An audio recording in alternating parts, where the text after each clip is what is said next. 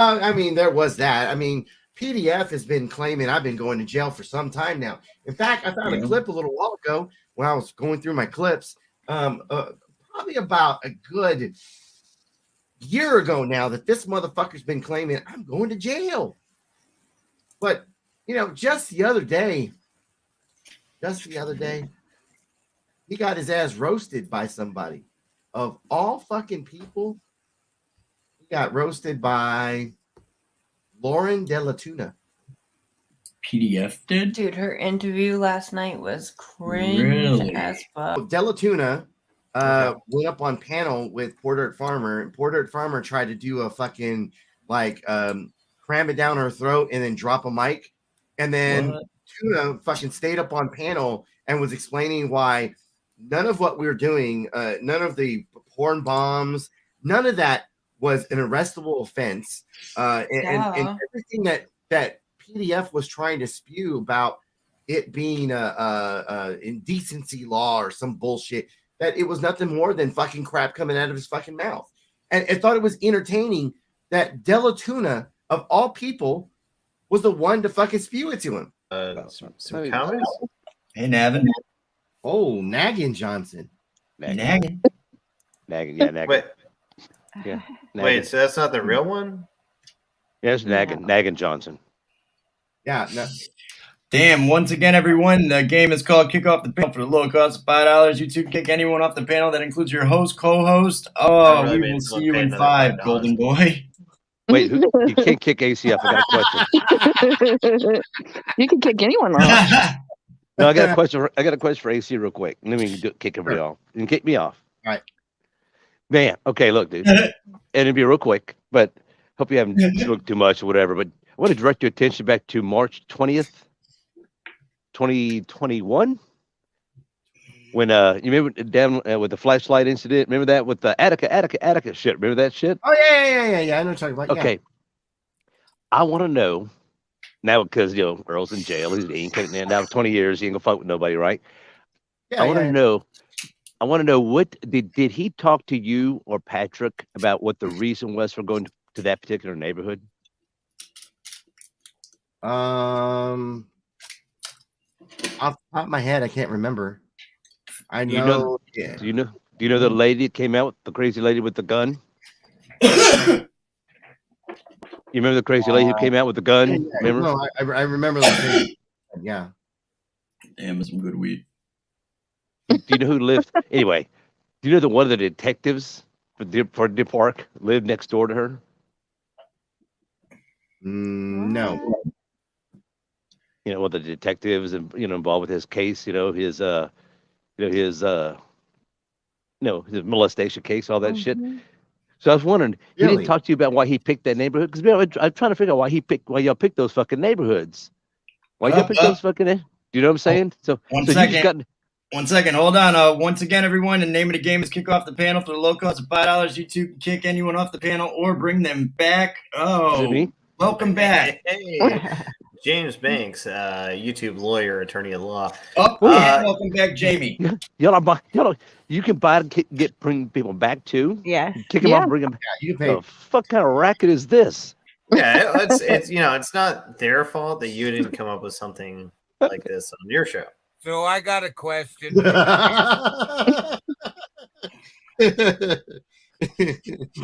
well that was so. For the panel. Duct tape, garlic juice, or Stomper OG? Stomper OG. Stomper OG. All right, Stomper OG it is. I'll see how it is. I just got all these. Stomper OG. Nice. I'll see how it is. So, I mean, I see what you're getting at. Yeah, it is kind of conspicuous that you picked all these particular neighborhoods. I guess, what are you driving at there, David? A van. Well, yeah. Well, I'll tell you what I'm driving at. It's pretty obvious. I'm trying to wrap my brains about Houston's a big town, right? Why he picked certain areas, like 3 or 4 different neighborhoods they went to, and I was like, why is he picking those neighborhoods? So I was just wondering that night with AC was there. When you got ready to go, all right, here we go. We're going out. We're gonna go out, shine some flashlights, and fuck with some residents and shit. He didn't say why. He didn't say why they picked that neighborhood. Look, when y'all driving, when y'all going to the scene. Maven. Look, I mean, Maven, usually you don't. You just go. Yeah. No, Look, not in this case. when I go What do you to mean? when I go Wait, to you do this too? Yeah, when I go to Home Depot Am I 1A? and I Yes, need my I'm roof 1A. fixed, yes, I just pull up in front of the Home Depot. This is a little bit different. Okay, all right, this is a different situation here, don't you think? Auditing versus buying 2x4s. I mean, he was utilizing the same kind of people for essentially the same service. Wait, do you what think are that you was? talking about? Wait, I don't know who I can't see on my phone who the lady was that was speaking, and I'm sorry, I don't know who that was. So you think that was a coincidence? I'm saying it's a possibility.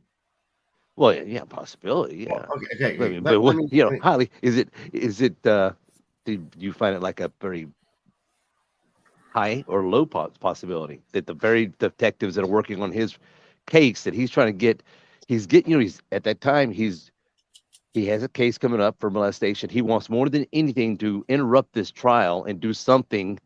It's a witness. That wouldn't have done anything. That would have No. done. Are you saying like witness tampering? Yeah, what would that have done? What? It's a witness. Okay, look. Okay, there's a witness. There's a witness on a case that he's going to trial for molesting his daughter. Tampering. Okay. Okay. Yeah. So, what is he trying to intimidate that witness into not testifying? Nah, what he's doing is he's creating a bias to excommunicate the witness from testifying with a personal biasness. Weird. Yep. So my question was for authority check. Of course, we saw him.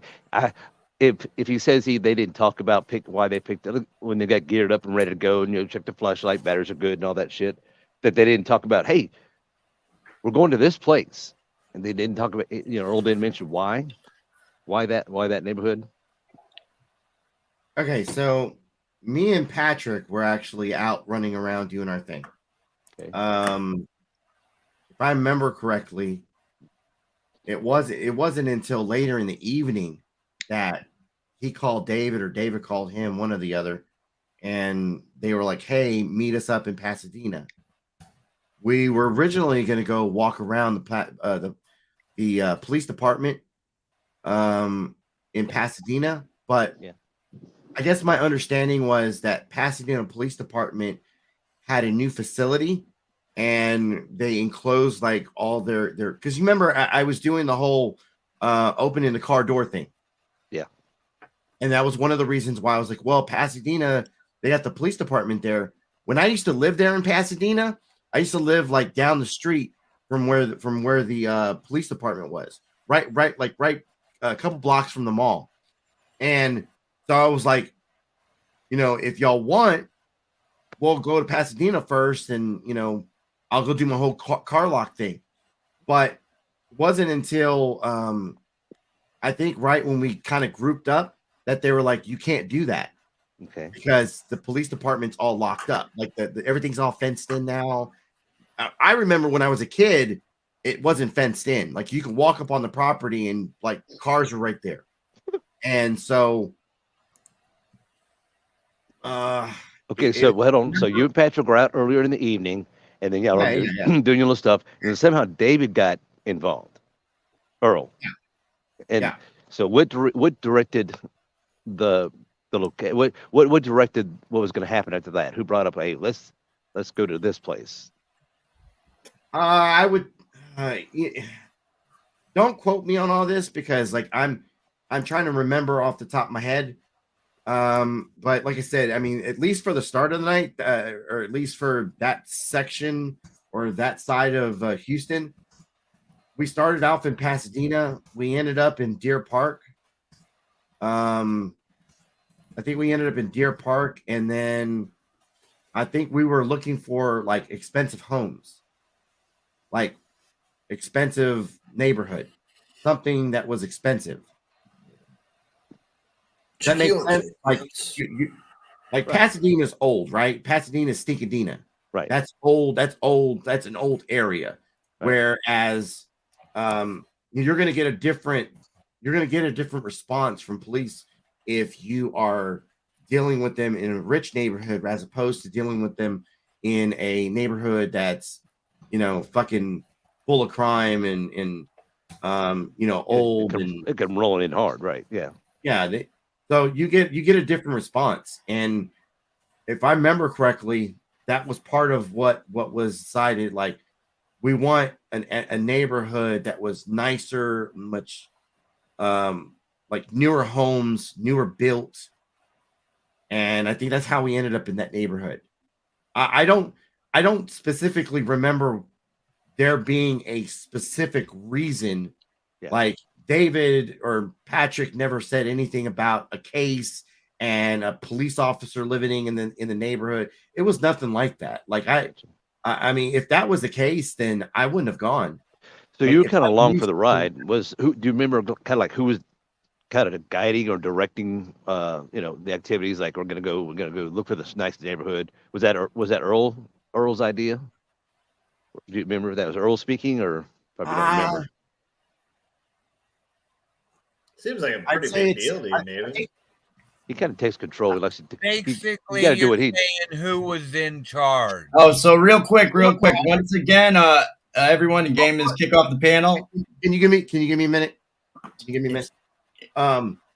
If I remember correctly, I would say that yes, he did take charge of like what was going on, and we're going here. Like, I'm along for the ride. You're right. I'm along for the ride. So I'm not like, I grew up in Houston. I'm born and raised there. I know Pasadena. I know Deer Park, but like Texas City and Dickinson and all these small fucking towns, like I didn't go out that direction. So okay. Well, this was LaPorte, but it's right there by Deer Park. Yeah. LaPorte. So when you got to the neighborhood and you're walking down the street, doing little things like flashlights out, and Patrick's being all goofy and shit, says he saw a possum or a squirrel or some shit, I don't know. But was there like getting to that corner with that crazy woman with the gun when she come out? And because her lights, she apparently saw you guys at the window, and she hit her car lights alarm to like lock the car, and the lights flickered, and then and apparently Patrick swung around and saw that and put his lights on the car and shit like that. Well, that freaked her out even more. Anyway, when you got near that, there was no discussion about a particular house, right, in that neighborhood from Earl. It was just kind of like he might have just been using you fuckers, you might have just been along for the ride. I can't say if that's true or not. I know you probably would love to have more defined answer. No.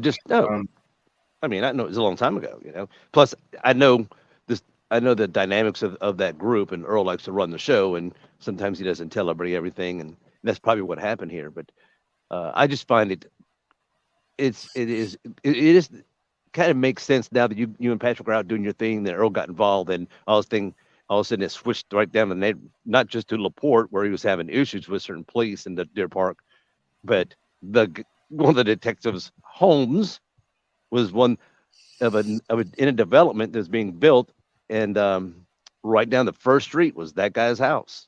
The first street you guys went down. Just, I mean, yeah, it's possible the same neighborhood, right? But the first street you go down is the guy's street where he lives. And so he was in voice chat right before his big trial, his big showdown. I didn't even know. And brought this shit up, and he said he came up with a whole new fucking reason you guys were out there. You guys check this shit. This is what this fucker said. He said, "Yeah, we decided that we look for high crime neighborhoods, high crime areas, neighborhoods that were high crime." And what we would do is, because that we figured they like in an area near an interstate or a thoroughfare, because criminals like to park right there and then jump out, hit the house, hit the neighborhood, and jump in the car and make a clean getaway, like some kind of movie or some shit. And he said they picked he picked that neighborhood for that reason, to go walk around and have these big lights to shine them around to let the criminals know that they were there. Like some kind of like, what is it, neighborhood watch team, some shit like that. I swear to God, that's what he said. This is just like not even right before he went to jail. No, like a couple weeks ago. He said, "Yeah, you guys were on some little, fighting crime, with spotlights and shit, with flashlights and shit. So that the people could rest easy that the criminals weren't going to come, breaking their cars because you guys were out there, I don't know where the fuck his imagination was going with all that. Well, he forgets his lies. He forgot he couldn't remember the lie, you know. Well, and that's one of the reasons why I like, at least with like the panel. Well, actually, all of this shit from fucking YouTube. Why I always say like I don't have a reason to lie. Like I don't. I'm gonna forget the lie. I gotta work twice as hard to fucking remember it. No, fuck that shit. And tell the truth the first time. You know. And you know, being honest, I don't remember the full details of how we ended up in that particular neighborhood. I just remember we were thinking richer neighborhood, new homes, new built. And like I always said, like the Ahmaud Arbery thing was what was on my mind when we were thinking of something like this. Because remember, he's the black guy that got chased down for just looking inside of a new home and didn't even steal anything. Yeah, I see what happened now. He kept you in the dark, and he probably kept Patty. I don't know if if he kept Patty in the dark or not, but because he's afraid, you guys would say something. He has his own code words for everybody to keep quiet. He thought he was smarter than everybody else, and he didn't want him talking. So probably kept you guys quiet and kind of used you guys to go do this thing. And the reason I brought it up now is because Felipe Hemming, just because now the case is over, he submitted a document request for everything a while back. They said it's an ongoing case. They couldn't. Well, he got all the shit. He did a show tonight, and one of the things was an email about you guys out there fucking around in LaPorte, and they're communicating with each other. The cops were. They're like, yeah, the dude's right outside. JB, they call him the detective. JB's right outside JB's house, but. So they were hip to it all. They were on top of it. It's fucking crazy. While you guys are out there fucking around. I know that, like, where was it? Because we got stopped earlier in the night, walking through a neighborhood in Pasadena, and I want to say, well, maybe it wasn't Pasadena, it was Deer Park, and we were walking through the neighborhood, and David wasn't with us yet. It was just me and Patrick. And where was that? You said what part of Houston? Pasadena? Pasadena. It was one of the two. But we were in that area, and we had the cops come, and David hadn't joined us yet. And I remember the cops had stopped us. In fact, I think the video is still up on my. Were you over at Morgan's Landing, or some place like that? Some place called Morgan Landing or some shit. Early in the night.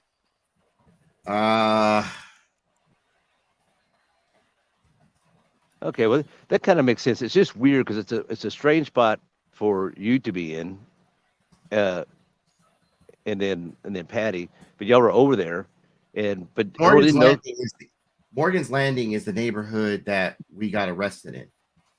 That's not where we were before that. Okay, that was the name of the development. Yeah, it's the name of the neighborhood or whatever. All right. So you guys were in the area, okay. And then I guess did Earl was seeing you guys out there in the area because you all communicated. You had the little group thing you had going. So he probably said, "Oh, you guys are in the area. Let me go join you." Huh. All right. Well, that's about it. I didn't mean to wreck your smoke show.